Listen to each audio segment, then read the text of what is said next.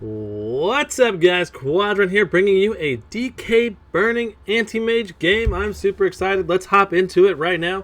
So this is the very beginning of the game. This is going to be on Alliance versus DK. This is from the International 3 when they faced off, and I'm really excited to bring this game to you guys. This is a great game, and from what I hear, I haven't actually watched this game. This is going to be a live broadcast, first time going through. I'm sure I watched this game during the International. I watched like 90% of the games of the International, probably minus the group stages. I missed some of the group stages, but basically, Burning is one of the best anti-mages in the world, hands down. I don't think that there are almost any, there are very few other anti-mage players that compare to him. Loda, maybe.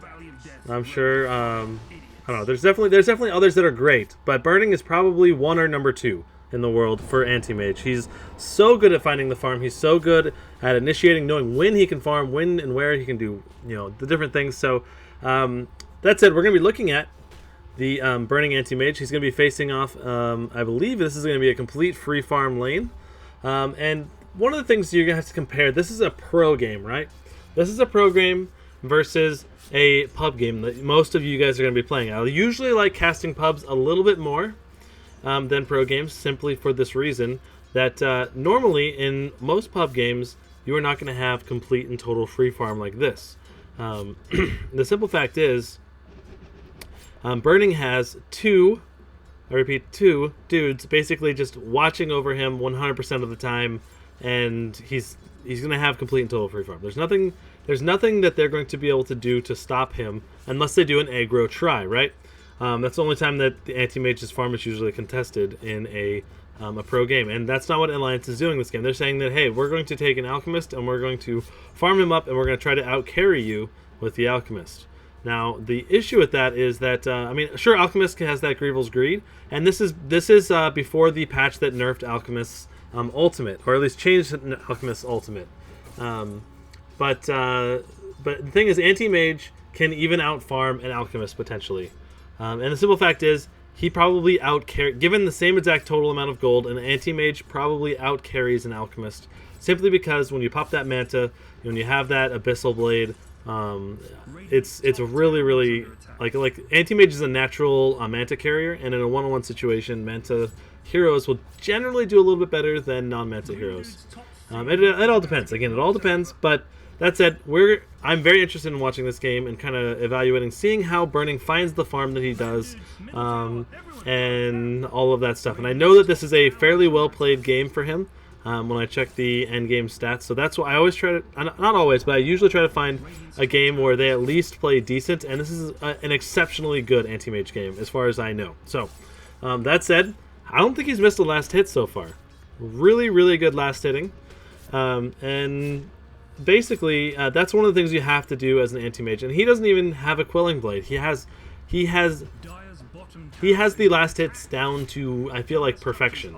I don't know, like he's so good at last hitting. All right, so let us talk about anti-mage's skills for just a moment. So Mana Break does 60% of the damage, Mana Burn to the damage to the target as damage. So first level does 28 mana burn, and 60% of that will be damage. Okay, so level 1, that's 60. It's like 16 or 17 damage with Mana Break, and then Blink. You usually level this to some extent, mostly just for the cooldown. So by the time you start farming, once you have your typical Battle Fury build on Anti-Mage, you want to have Blink to the lowest cooldown, which is maxed, typically because it will make you far more mobile and able to move from camp to camp and get that much more gold per minute.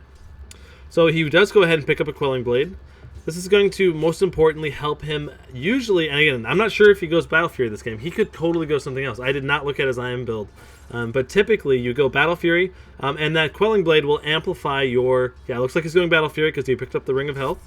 And so basically the Quelling Blade is going to amplify your damage to all the creeps whenever you're clearing the creep wave.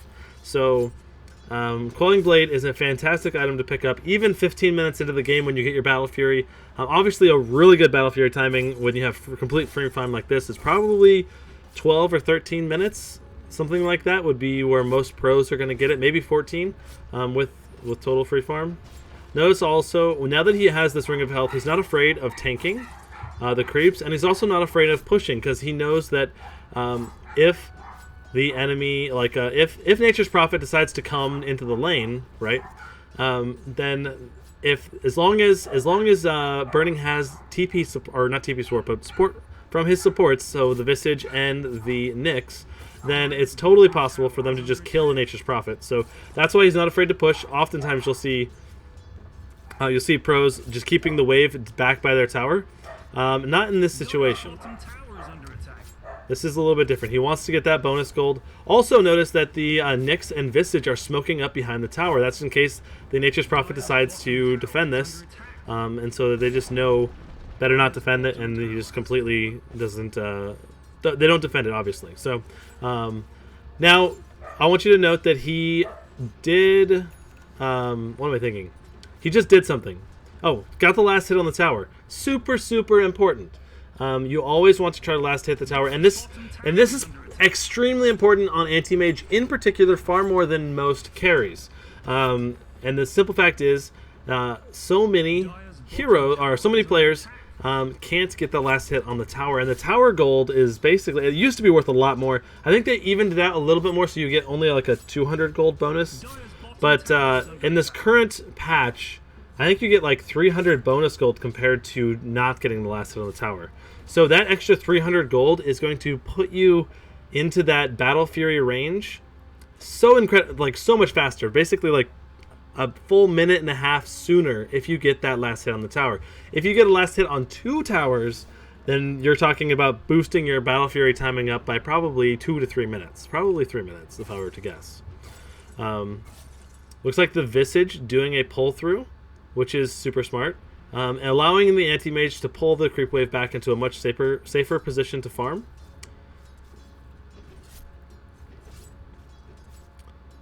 And now look, he's looking to control the wave, I think, back towards the tower now that he has this one. So he's going to go ahead and deny the creeps as much as possible, and again, trying to keep the creep wave back. Notice he is tanking that creep wave for just a second to prevent the creep from walking under the tower, which could cause him to potentially lose a last hit. So he did not want that. Again, I don't think I've seen him miss a single last hit on a creep yet this game. Not when I've been actively watching. Okay, so I've talked about his mana break at 28 mana per hit. And this levels up quite a bit at 8 mana additionally per level. But you at least want to get 1 level in this, 1 level in Blink, 1 level in Spell Shield, and your ultimate. Now, he has been leveling stats a lot. And I think that's mostly because Anti-Mage tends to be fairly squishy. And basically, getting those extra levels in stats will oftentimes make the difference between you living and dying. And basically, if you're constantly under harass from casters, like supports doing magical damage, then you might want to max Spell Shield earlier or get levels in it earlier. But basically, Spell Shield reduces or increases Anti-Mage's magic resistance significantly. So that's what makes Anti-Mage especially good against casters, and especially the mana break, and then obviously, ultimately, it's his ultimate that crushes casters, I guess. So basically, his ultimate Mana Void will do a massive amount of damage based on how much mana is missing from the enemy hero. So it does at level 1, it does 0.6 damage per mana missing from the target unit. So if they're missing 1,000 mana, that's a 600 damage nuke, and it also does damage in an AoE around the target in a small AoE. I'm not sure how big that AoE is. Radius of 450, it looks like. So a fairly decent size. It's like about this big, about I'm making in this circle here around him. So if he does it on someone, it'll damage the teammates around him. So makes it a really good combination for group up spells, like if the Darkseer pulls everyone together and he does a big mana void on, let's say, Nature's Prophet or something, it'll do a ton of damage to everybody.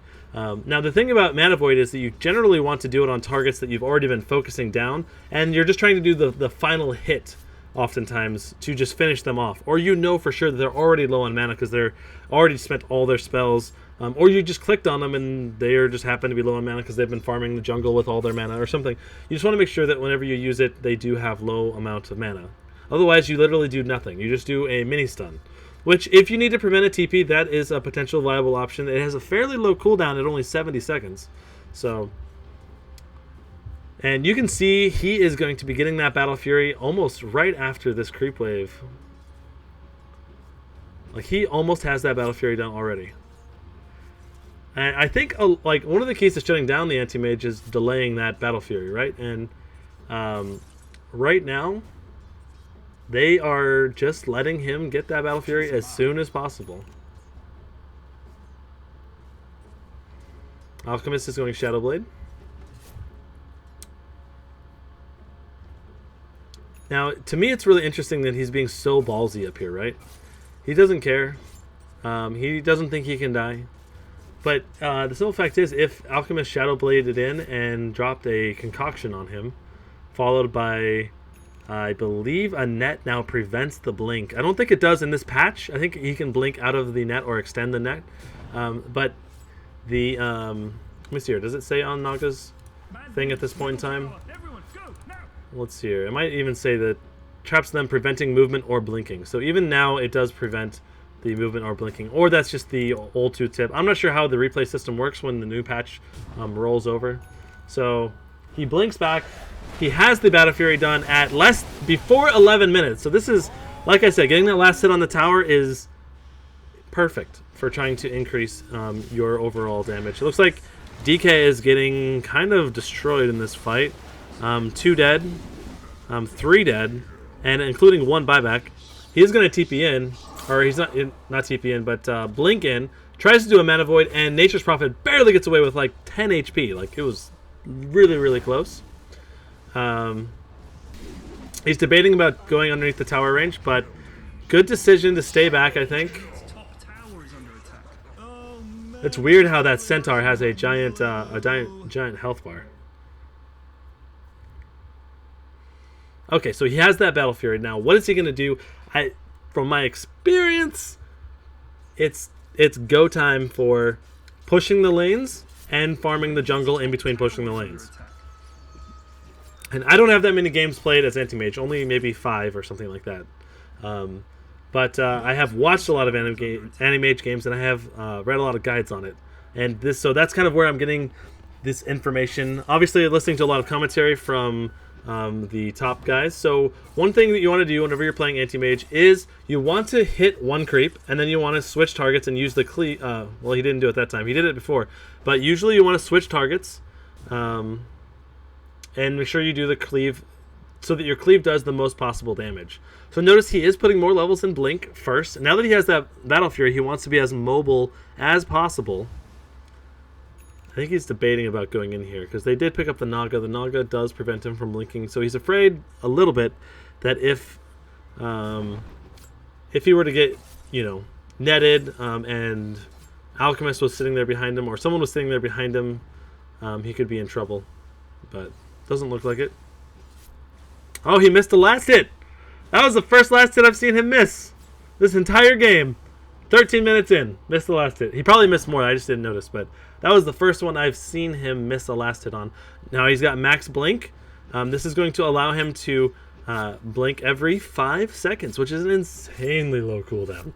Like this is the you can't catch me ever. Basically Anti-Mage at this point, and he has much more HP than most Anti-Mage would at this point, simply because he went how many levels in stats? 1, 5, 6, 7. He went 3 levels into stats. 4, maybe 4. He's trying to get away. I mean, interestingly enough, he went back. Interestingly enough, he just brought his camera down. He wasn't even watching the Alchemist. hitting on him. He was just saying, I'm just going to blink away as soon as I can. And he's not going to quite fully heal, but I think that's okay because the 7.4 mana regen or health regen from the Battle Fury is going to help him. So if you're not familiar with the Battle Fury, it gives a cleave, a 35% cleave, and a 250 AoE around the target, behind the target. And ranged units cannot use this. Only melee units can use this. Only melee heroes can use this. So he's coming into a fight. Most anti-mages at this point, I think, would be all about what was the Bulldog doing right there. That was a big mistake from Bulldog. But basically, most anti-mages at this point would be in the jungle farming. They don't want to be. They don't want to be fighting right now. You can get so much more farm if you're just in the jungle constantly fighting. Look at his tread switching. He's switching to int treads when he blinks. That's incredibly good play. And this is the kind of thing that you look for at. He's switching to. He's going to watch. He's going to switch to int when he blinks. I bet. No, he's just going to use. He's just going to use the Quelling Blade to get through the trees. But this is the kind of play that you look for in really, really good players. Awareness of when the camps are spawning, to not block camps, to find the camps again, to know which camps he can finish off in time before the time is up, and hopefully to maybe stack some camps. That's also really important. Now he's switching to power treads here. He did not switch to intelligent treads there for the blink, but so far his tread switching has overall been really, really good.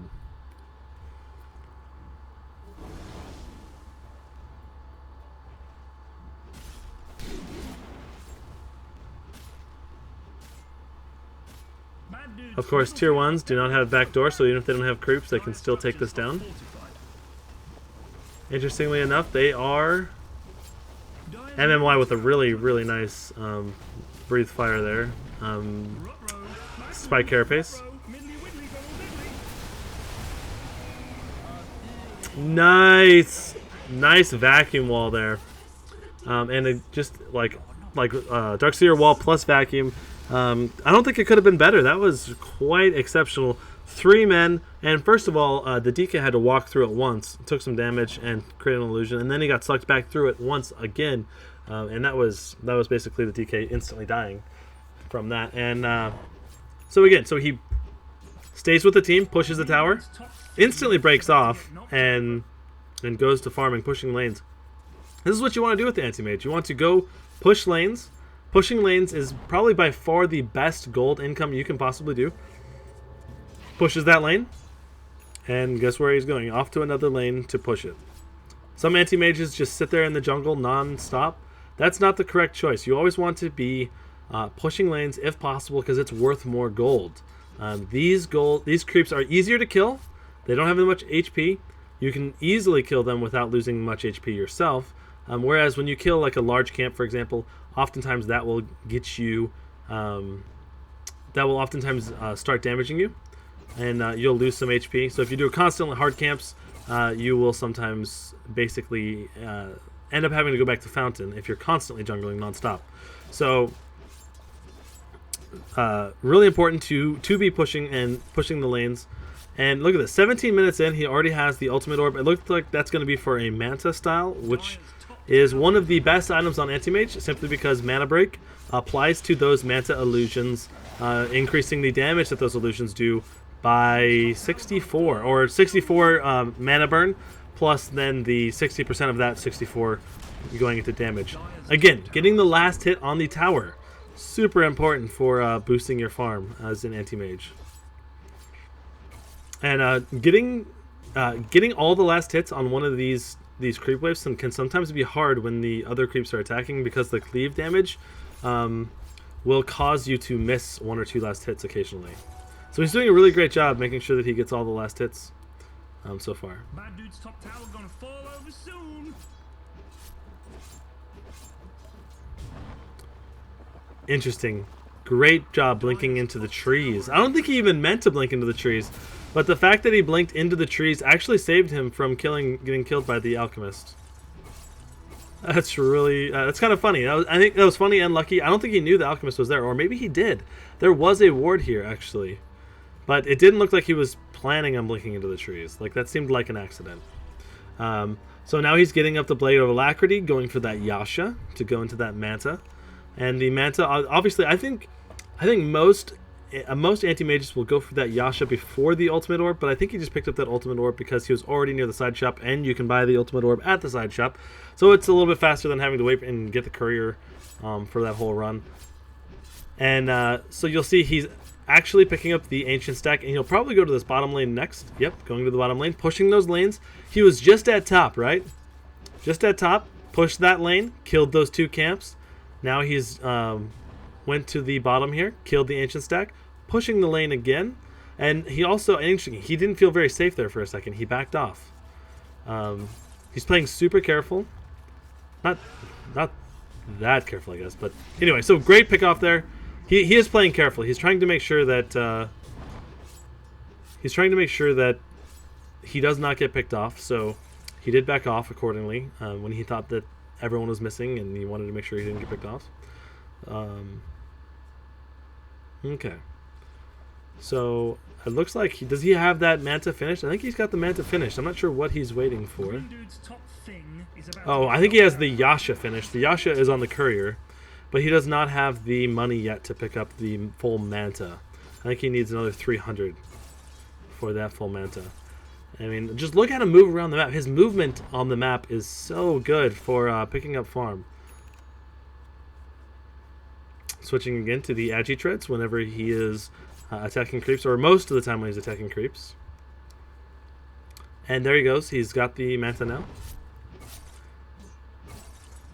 I wonder if I don't know about this, but I wonder if the mana break damage is dealt with the cleave damage. Let's see here. Mana break damage is physical, so I would assume it would be dealt in the cleave damage. So if you have, if you are hitting a creep with mana, it will do more cleave damage to the other creeps. I don't know what he's doing, sending it over here. Is he? Oh, he's picking up a TP scroll for himself. It's pretty smart. Dire's top tower is under attack. So pushing this out ahead, and look at his team. His team is doing a great job of creating space for him. They're like playing goalie almost in the jungle ahead of him, saying, "If you want to kill our anti-mage, you have to go through us." And that's part of what makes a great anti-mage game. You have to have a team that's willing to do that for Protect 1 and not to mess it up. And look at that. That's his 4th tower last hit of the game. That is insane. He's going to be doing the Manta illusions to attack this tower. Hey, someone check Roche. Maybe they're doing Roche. Wait, Dire did Roche. Forcing his team back, or focusing at least the DK back. It looks like Dire managed to successfully pick up that Roche. Who picked up the Aegis? The Alchemist picked up the Aegis, of course. Whoa, I just muted the in-game sound. Sorry about that. Hit the mute button on accident on the keyboard. But, so again, just zipping around. And switching targets like I was talking about. Switching targets in between to make sure you do the most cleave damage to everybody so that they all die in the fewest attacks possible. That's the goal. So he's got the Manta now with the Battle Fury. I'm curious to see what he's going to go next. Oftentimes people will go Heart next, just because it will give you tremendously more HP to survive in those team fights, allowing you to do more burn damage. And I think that's one of the best items to get at this point. Some people get Vlad's. Vlad's allows you to do more damage. I think it increases the damage on the illusions as well. The illusions do not get benefit from lifesteal, but I think it increases the damage on the illusions. So that 15% damage boost applies to the 2 illusions as well. Well, I guess we'll see. Just waiting. He's farming excellently. Let's go ahead and at this point, I'm going to go ahead and just click around and see different people's item builds. The Alchemist has a BKB, looking like he's going into AC next, which is good for the current. At that time, Alchemist had all that bonus HP when he used his ultimate, so it's quite good. Looks like the AM and the Beastmaster trying to pick up S4 on the DK, but the DK is just so tanky with all of that armor, bonus armor, and HP regen. The HP regen obviously doesn't make that big of a difference when you're getting bursted down, but that armor really, really helps against the physical damage dealer like Anti-Mage. So Chen, almost into that mech. Really, really late mech on Chen. I think that's because he had to share the jungle with the Nature's Prophet. Really hurt Chen a lot. And then Nature's Prophet just has that Shadow Blade phase Midas. Look at the farm. Let's go pull up the net worth. Sorry. And look at this. Here you have it. A free farm Alchemist versus a free farm Anti-Mage. The free farm Anti-Mage is leading. And that has entirely to do with Battle Fury and Blink. A 5-second Blink and a Battle Fury. And a great attack speed. The Anti-Mage has such an incredibly strong attack speed.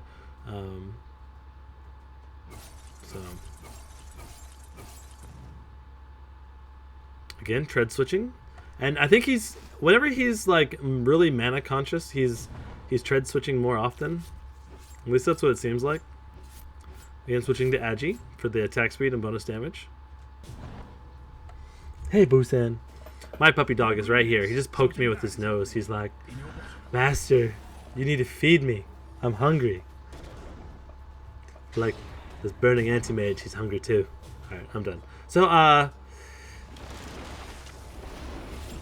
great pull there. Vacuum. Naga trying to save the Bulldog, Nature's Prophet, but he cannot. Loda doing... Wait. I thought he got the stun off. Maybe he stunned himself. Oh, wait. What? I'm not sure what happened there. Okay, well, it's looking at Burning. Burning going down to the Alchemist in the 1-on-1, or I guess more like 4-on-1, but unfortunately that was just took too much damage from especially everyone just wailing on him. And I kind of want to rewind and take a look at that a little bit. Let's take another look at that fight. Okay, so he's going to come up here. They're going to pick off the Nature's Prophet. And I'm going to try to watch entirely from Burning's perspective this time. And we can kind of slow it down a little bit. I'm just really surprised that they managed to pick him off. And it goes down to he doesn't have the heart yet. He doesn't have enough HP to really man up fight at this point. So he is going to try to help out the Visage. He gets stunned up. Oh, he gets netted. That's what happens here. Okay. So, looks like the Alchemist... No, it was just the Naga net, basically, that held him in place. I thought the Alchemist for a second had a bash, but didn't see that animation. And it was, in fact, just the Naga net doing some serious work there. Netting him down and keeping him in place. So, good job by EGM helping them pick up that Anti-Mage kill. And so just looking at the net worth again, the Alchemist getting really far ahead in that fight. He did have about 4,400 gold. The Anti-Mage did have about 4,400 gold, so he lost over 400 gold there in that death, which is a pretty huge deal. You always want to buy out if possible to where you just have reliable gold. Now, of course, Anti-Mage does not have that much reliable gold, so if he wants to have buyback, he has to look at this. Great job. Did they have a gem? Did they have a gem? Okay, they had a gem on the Beastmaster. I was like, holy cow, they're following that Nature's Prophet so perfectly. But yeah, they have a gem on the Beastmaster there, so it doesn't matter if Nature's Prophet has Shadow Blade, he's still going to die. Alright, DK Super doing some work, and Loda, let's see here, Loda now doing that extra minute and a half of having Burning on the sideline gave Loda about a almost 800 gold advantage there. That just shows the power of a farming Alchemist as well. And let's see if Burning can catch back up. It's going to largely depend on the team fight. The team fight is the main reason that Loda got further and further ahead. Not so much his Greevil's Greed in this particular situation, but also the fact that Burning did die, and so he lost 400 gold. Now he's going to be pushing top, and he's probably going to pick up the pieces for this heart, I believe. Let's see, what's on the courier? I hate the fact that I have to switch perspectives to see what's on the courier. So he is going to be picking up that heart, just as I predicted. And the heart, like I said, is so important for an Anti-Mage to be ready to fight. More so even than like a BKB. Simply because that heart enables and allows him to tank up so many more nuking spells, as well as just man fight, right? He already has decent damage, not great damage, especially not if the Alchemist has a BKB. The BKB, I believe, does prevent the mana break damage, I believe, and prevent the mana burn. So having a BKB definitely helps counter the Anti-Mage. He does have that heart now. This means that he doesn't have to worry about losing HP at all to jungle creeps or ancient stacks or anything, because he just has basically infinite HP at this point. Infinite HP regen, at least against creeps, right? Because only hero damage can deactivate the heart's regen. Yo, green dudes, something bad is happening. In your bottom. Green dudes, something is bad is happening in your bottom. Now the question is, what is he going to pick up? I think it's going to be a BKB. That's probably what I would assume is a BKB at this point. Or maybe Yo, green dudes, something bad. another potential option is to go for, like I said, a Vlad's. Vlad's, I feel like, is the item you get, though, if you're behind. You're not doing as well, and you don't have an insane amount of farm. Let's see here. Go free camera for a second. Let me think about items. Maybe a butterfly. Butterfly would increase his EHP a lot because it requires Alchemist to get a MKB in order to do consistent damage to him. So a butterfly would be really, really strong. It obviously increases the Anti-Mage's attack speed and damage as well. This is a really good Naga Siren sleep as far as I can tell. The BKB on Loda is so strong. Looks like he gets picked off again. Wow, he really needs that BKB. I think he got netted again. It's kind of hard to tell when the camera's moving around so fast. And since we're watching the perspective of Burning himself. And one thing I think is really interesting is that he's usually not watching, like when he's being focused like that, he's not watching himself being attacked.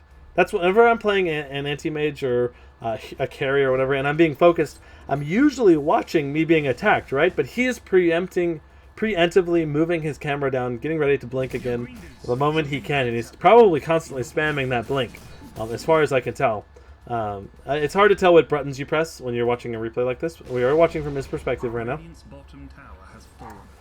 So right now, I would say Alliance is in a pretty commanding position.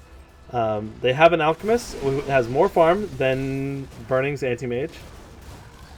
And Loda, I think he has an AC. Yep, he has an AC now. Now, Loda doesn't do that much in terms of his physical right-click, but he has a good attack speed. He does have that BKB, which reduces the Anti-Mage's damage. And then, obviously, the Shadow Blade is nice. And that Midas also increases his attack speed. So, Loda has a really good item build this game. Here comes the Anti-Mage, blinking in. Or nope, he just goes ahead and mana voids him right away. He's like, sorry man, you're going to go down immediately. And picks up the Nature's Prophet. I think the mana void was probably not really necessary, but since this is kind of one of those reset points, right? When one team is pushing and they all come back, that means that usually there's not going to be a major team fight for 30 seconds, a minute at the very least. Most of the time, not always, but most of the time. Looks like Roshan is not up, but it is just spawns, and this has changed in the current patch, because in the current patch, the Roshan timer varies a lot, because it can go from 8 to 11 minutes from when it dies. And oh man, this is huge! Naga Sleep with everybody grouped up in the Roshan pit. Great Naga Sleep. This is a potentially amazing opportunity. Instead of going for Loda, Anti-Mage going for S4 instead. This is the right choice. Burning does not have the damage necessary yet to take on Loda in a one-on-one fight, which he has been doing in every fight. He's been focusing Loda, right? He's been going one-on-one with Loda, and Loda has been killing him. Instead, this fight, he blinks straight up to the Chen, first of all to S4, who does not have a BKB, so that means that his Manta Illusions are going to do the full mana break damage, which is a huge boost to his damage. That's 180 192, 60% of 192 damage is something like 100 bonus damage per right click by attacking someone without a BKB. That's a huge deal. And so him going for all these non-BKB targets that are not insanely tanky, like the Alchemist, basically won them that fight instantly. So I like the decision making on Burning's part in those fights much better than before. So he needs to kill this Naga illusion so that his Heart of Tarask will kick in. And look at that damage. They managed to pick off that tower right as the DK respawn, and I believe the Nature's Prophet responded about the same time. But so that's like the power of the Anti-Mage. He can jump in, blink ahead, push like crazy, and get your tower so fast with his insane attack speed. So I think we're going to see either a BKB or a Butterfly next. Those are kind of the two major options when you're running an Anti-Mage and you have this much farm.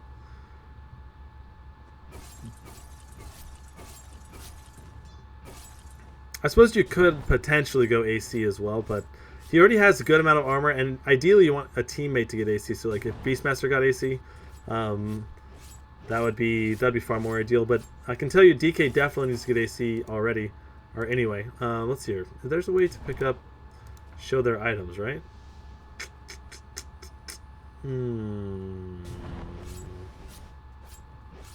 I don't see it. I think there's a way to show the pretty sure there's a way to show people's items, but let me go ahead and switch around. Does anyone on DK have an AC? No, they have the mech, they have the Vlads, but they do not have an AC, so he might go AC potentially. No, he's going to be going for that Butterfly. And I think Butterfly is the damage choice, simply because it gives you so much agi. That'll increase your armor. That'll also increase your damage and your attack speed. And then the evasion it'll force the Alchemist to get that MKB, which he instead of going for an MKB, he went for an Abyssal Blade. Now this could be a huge mistake. Having that Basher plus MKB is so much more important than having an Abyssal, especially when there's a Butterfly done on Anti-Mage. Now obviously he doesn't have the Butterfly done yet, but he could have it done right now. I think that's just enough. Okay, no, now it's just enough.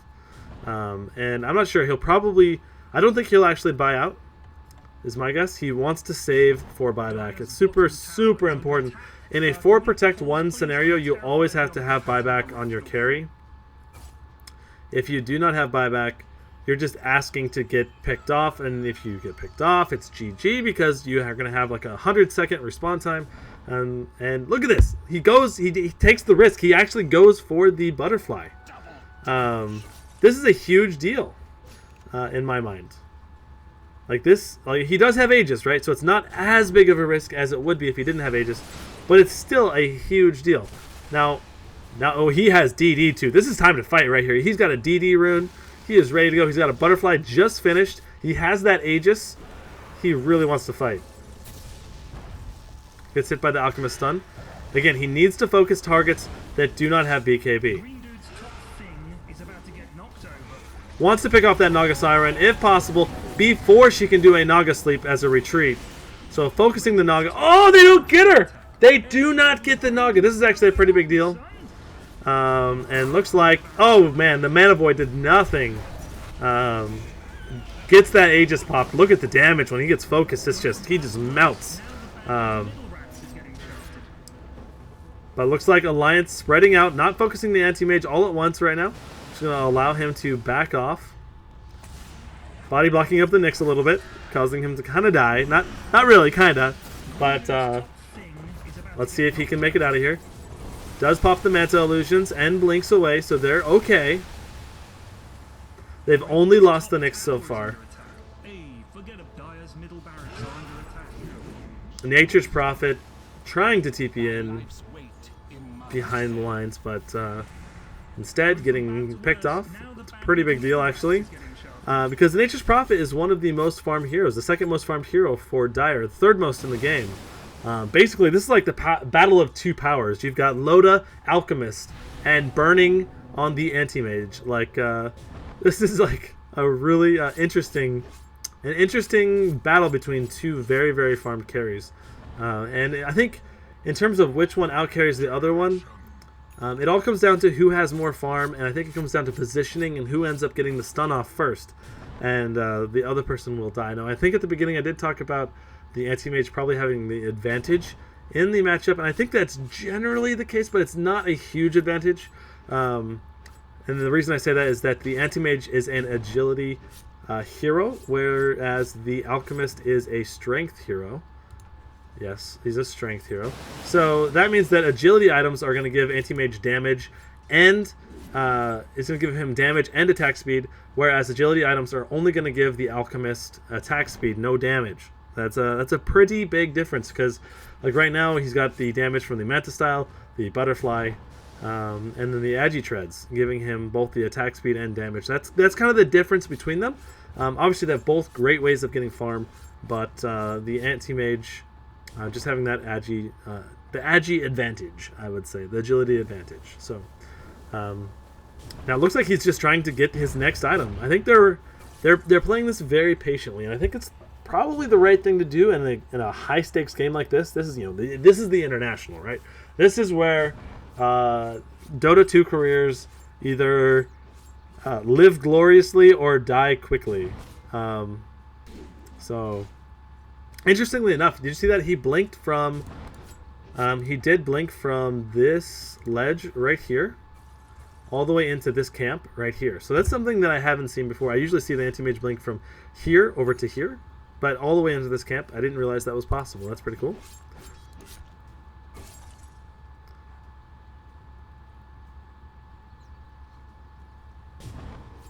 So the great awareness of the respawn timer on the Ancients there, just waiting for it to spawn, and the moment it's up again, he jumps in. And it looks like, are they just waiting out the next Roshan? This is honestly, I feel like this is too common. Waiting for the Roshan to be done, up and ready.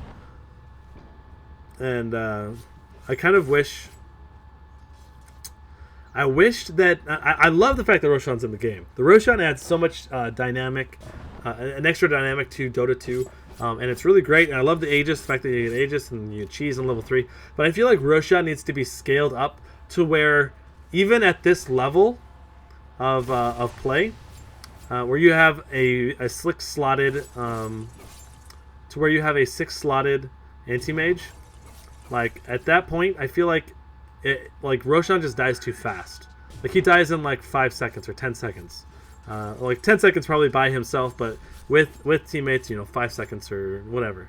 And I can't help but feel like it would be incredibly great to have Roshan be so much more beefy, as I don't know, like once the 40-minute hits, maybe like his HP is doubled, or something like that, to make it even harder and take longer to take down, making it so that teams can't just snipe him off instantly. Like right now, the teams just snipe him off way too easily. Oh my goodness. Burning getting initiated on by S4. Looks like he is trying to focus Loda. He's saying, Loda, let's go one-on-one. Loda pops that Abyssal Blade, though, which is a huge deal. Sticking him in place, not letting him get away. And Burning just blinking away, removing the aggro from himself. And the teammates doing a great job helping finish off the Alchemist. And, of course, the Manta Illusions doing some serious work as well on Loda there. Now, did Loda immediately buy back? Yeah, Alchemist died and immediately bought back. You want to get that buyback timer going. Plus, you know that if you don't buy back, they're going to be pushing immediately. So it looks like they are going. Are they going to push right now? The only reason that Darkseer would buy back right now is that they were going to go ahead and push, or maybe it's because the Roshan is about to spawn. I think that's the reason.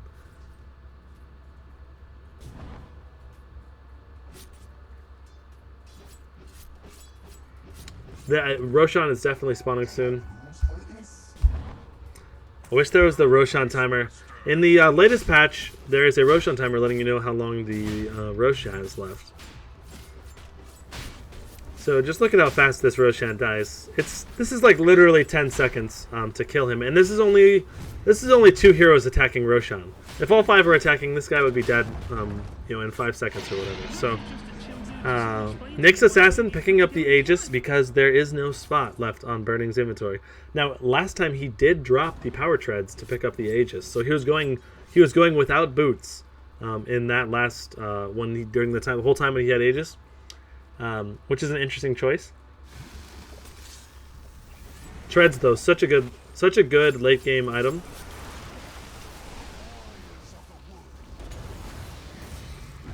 Okay, there he's backing off of Loda, waiting for that BKB to wear off. That BKB is only a 4-second BKB now. I feel like Loda really needs to get a new BKB. And now look at the net worth. Holy crap! Anti-Mage had 32,000 gold, and the Alchemist at 23. That just, part of it is obviously they did win 2 team fights there, but during the time that they were dead, the Anti-Mage, there was times where Anti-Mage was dead and Loda was dead, and the Anti-Mage just got much further ahead. Oh, okay, so Burning does pick up a BKB. Interesting. And uses that BKB. They use the Naga Sleep. To try to solo off Burning, but when Burning is isolated from the BKB. But they do not quite get him in the time allotted, which is actually a pretty big deal. Now, looks like Nyx Assassin gets the Aegis popped, and DK gets sent back by Chen. Great mana void by the Burning there. Manta Illusion's just going to help push right here. Now, did he just pick up that BKB? I think I missed that BKB earlier. I was focused on watching him farm and stuff, but he's had that BKB for at least 2 team fights before this one, because this is on a 8-second cooldown, or at least 1 team fight before this one. Now, that is one nice thing about that Abyssal Blade that the Alchemist did pick up. It does go through that BKB. I think it's the only thing that goes through BKB that they have, as far as I can tell. It looks like they're going to go for the Mega Creeps. I feel like they should have. Oh no, Nature's Prophet, doing some split pushing, picking off the top racks of Radiant. So really good job from Bulldog, just constantly the ultimate rat. And look at Burning's gold right now, 9.3k gold in the bank. Oh my god. So he at this point, I don't know, is he even going to get, what is he going to get? At this point, what do you get? You sell the treads, and you could go for, I don't know. Let's see what he goes for. Let's see if he sells the treads. You can go for the Boots of Travel, obviously. At that point, you're totally 6 slotted. You can go for a new BKB when your BKB charges get below 5 seconds. You can sell the Battle Fury. Sorry, yeah, that's probably the most obvious thing. Sell the Battle Fury. This is not the time to farm anymore. This is a fully farmed Anti-Mage. So you go sell the Battle Fury. You get either probably a Divine Rapier, maybe a MKB, so that if they have evasion, you can make sure you have True Strike, so you don't miss any of your attacks. I feel like that would probably be one of the most popular choices, is going for MKB. But let's see what he does. Is he going to sell that Battle Fury yet? I feel like I know Burning loves to farm, but it's time to get rid of that Battle Fury, I think. Battle Fury is obviously decent. So he's getting that Demon Edge. I think he's going to go for that MKB. Pretty sure. Obviously, Daedalus would give him more damage, but the MKB I think is necessary in case Alchemist picks up any kind of evasion. And look, Alchemist has evasion now, so MKB is definitely the right choice. And he does pick up the MKB, precisely as predicted. And he should sell, I think, the Battle Fury. He might sell the treads, but the treads are such a good item. Like that move speed, you want that move speed. You also want the attack speed from the treads, and that's why I would say to sell the Battle Fury. Yep, he drops the Battle Fury off into the courier and picks up that MKB. Now the Monkey King Bar will do a mini bash on whoever he's attacking. That will not. I think that will apply to the illusions, if I am not mistaken. Why was Loda at such low HP? He was just farming creeps in his base. Why was he? That seems like a massive mistake. And Loda's just gonna die right away. No, he's not. No, yes he is. Okay, I was gonna say he's gonna pick off MMY. MMY, holy crap. And S4 getting focused down. I mean, that's GG. And a fully farmed Anti-Mage is so insane to deal with. I mean, just so much damage coming out, such a fast attack speed, and those Manta illusions doing that mana burn. So I think that was a really good Anti-Mage game. That kind of showcases this is like the perfect Anti-Mage game. A good example of a really, really good one, where you've got free farm because your supports are actually good. They're zoning out any potential targets that could harass you. And then you're able to get the last hits on the towers. That fuels your Battle Fury timing to be that much sooner, which allows you to get push those waves a lot faster, and also farm those creeps in the jungle. And keep in mind that I'd say most of his farm came from the jungle camp, jungle creeps. And look at that, 816 gold per minute, 670 XP per minute. And the 670 XP is lower because once you get to level 25, the XP per minute average goes down the longer the game goes, because you don't keep getting XP after you hit level 25. I think it's honestly a bit of a... I think they should change that so that like as soon as you stop getting XP and when you hit level 25, that should be your XP per minute average for the game. I think that's more fair. And it shows more realistically how well you did. That said, that is the Anti-Mage DK.Burning game. I hope you guys enjoyed it. Let me know. I know of course I messed up. I make mistakes in my casting, and I'm looking to get better. I just need to practice some more. So I appreciate any feedback you guys have. Just be nice. And I appreciate all of you guys for tuning in. And I appreciate if you guys like and subscribe and all that good stuff. Quadron signing out. And also, I will be streaming over at twitch.tv/QuadronTV. I'm going to try to stream every day if possible. So be tuning in. Be looking for the notifications on the YouTube page. I will put up a little thing letting people know that I am streaming at the time whenever I'm streaming. And as long as that video is up, I will be streaming. So that said, Quadron signing out. Hope you guys have a good day. Peace out.